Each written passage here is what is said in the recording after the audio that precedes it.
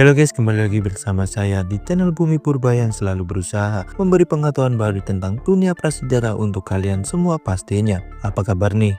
Semoga kita selalu diberi kesehatan yang luar biasa, amin ya robbal alamin.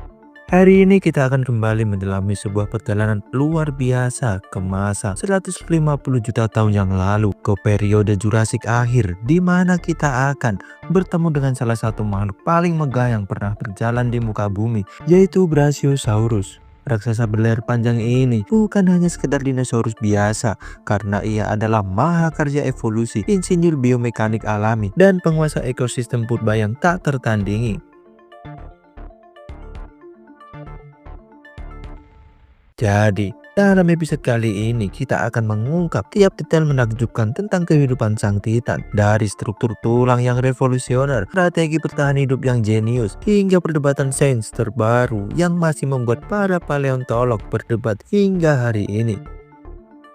Jadi, baiklah, tanpa banyak basa-basi lagi, mari kita simak bersama semenakjubkan apa makhluk yang satu ini sebenarnya. Mari kita mulai dengan kisah penemuan Brachiosaurus, sebuah cerita yang penuh kejutan dan mungkin saja bisa dikatakan sebagai kesalahkaprahan ilmiah. Tahun 1900 menjadi momen bersejarah ketika Elmond Ring, seorang paleontolog dari Field Museum of Natural History, melakukan ekspedisi di Grand River Valley, Colorado.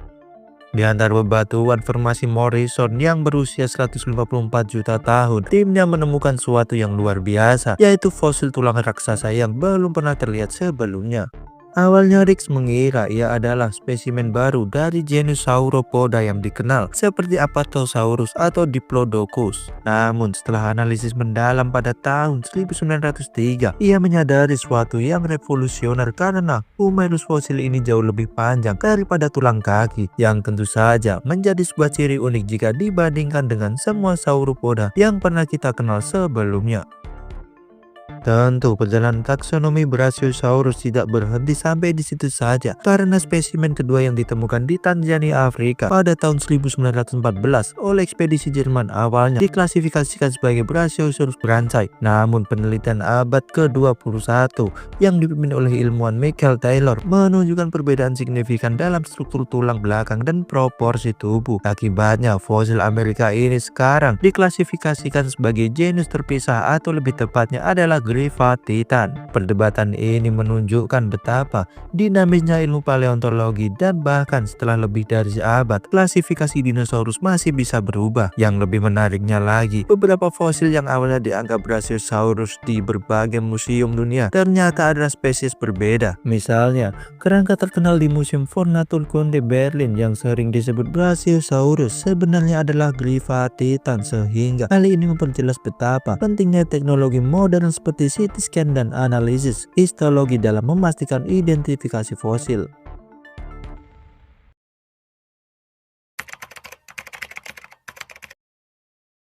Sekarang mari kita bedah anatomi Brachiosaurus satu persatu, sebuah desain biologis yang begitu sempurna hingga membuat para insinyur modern tercengang. Mulai dengan ukuran dengan tinggi bahu sekitar 8-9 meter dan panjang total 20-25 meter, sehingga Brachiosaurus adalah salah satu dinosaurus tertinggi yang pernah ada.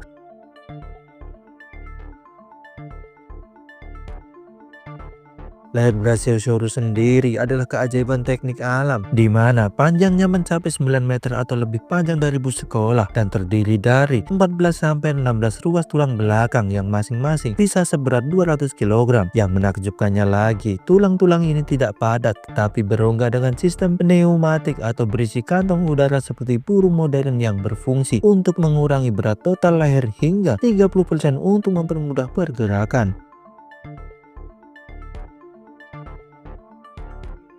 Postur tubuh Brachiosaurus telah menjadi sebuah bahan perdebatan sengit, karena Brachiosaurus memiliki konstruksi unik dengan lengan lebih panjang dari kaki depan, memberikan postur miring seperti jerapah, dan bahkan analisis komputer terbaru menunjukkan bahwa lehernya bisa diangkat hingga 60 derajat dari horizontal ke posisi sempurna untuk meraih pojok pohon tertinggi. Kepala Brasius sendiri relatif kecil jika dibandingkan dengan ukuran tubuh dan rahangnya hanya dilengkapi dengan gigi berbentuk pasak yang ideal untuk merobek dedaunan, di mana hal itu berarti Brachiosaurus harus menelan makanannya utuh dan mengandalkan sistem pencernaan yang sangat efisien. Bahkan perdebatan lain terjadi karena lubang hidungnya yang besar di atas kepala sempat menimbulkan sebuah teori bahwa makhluk ini adalah hewan amfibi. Tetapi penelitian mikroskopis pada struktur tulang membuktikan bahwa Brachiosaurus adalah penghuni darat sejati.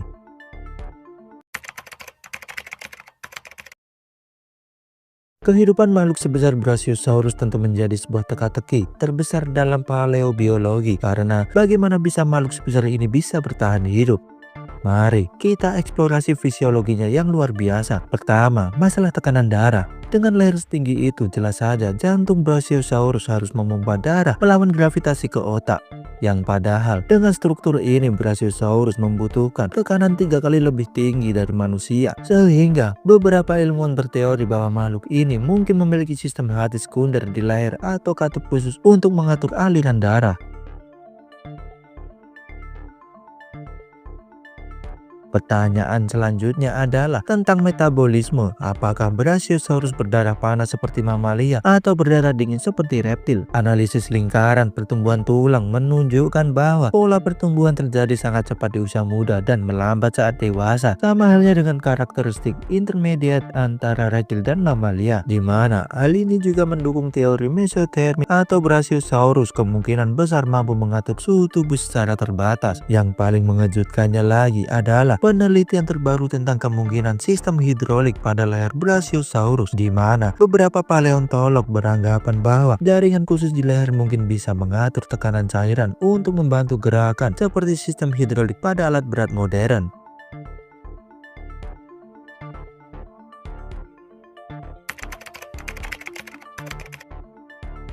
Mari jelajahi dunia tempat Brachiosaurus hidup, atau lebih tepatnya formasi Morrison yang subur di Amerika Utara pada 154 juta tahun lalu, di mana dalam masa ini ekosistem sangat jauh berbeda dari hari ini karena iklimnya lebih hangat dan lembab dengan musim hujan yang jelas. Kehidupan sosial Brachiosaurus sendiri masih diperdebatkan karena beberapa fosil ditemukan dalam kelompok, tetapi tidak sebanyak kawanan Diplodocus lainnya. Mungkin mereka hidup dalam kelompok kecil keluarga atau berkumpul hanya di musim kawin. Namun yang jelas pertumbuhan mereka sangat cepat dan analisis histologi menunjukkan bahwa Brachiosaurus muda bisa tumbuh 1-2 ton per tahun dan mencapai kematangan seksual dalam 20-30 tahun. Di antara raksasa-raksasa yang pernah menginjakkan kakinya di bumi, Brachiosaurus berdiri sebagai salah satu yang paling ikonik.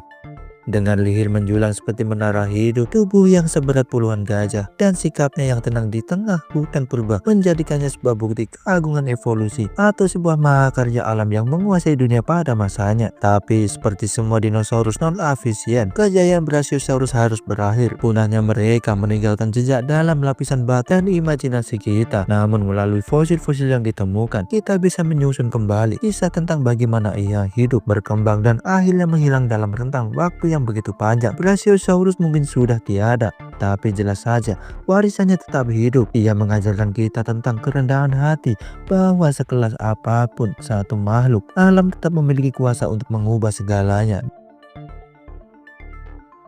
Semoga video ini bisa menambah wawasan kalian tentang betapa menakjubkannya kisah evolusi dunia prasejarah. Jangan lupa like, share, subscribe, dan sampai jumpa di video selanjutnya.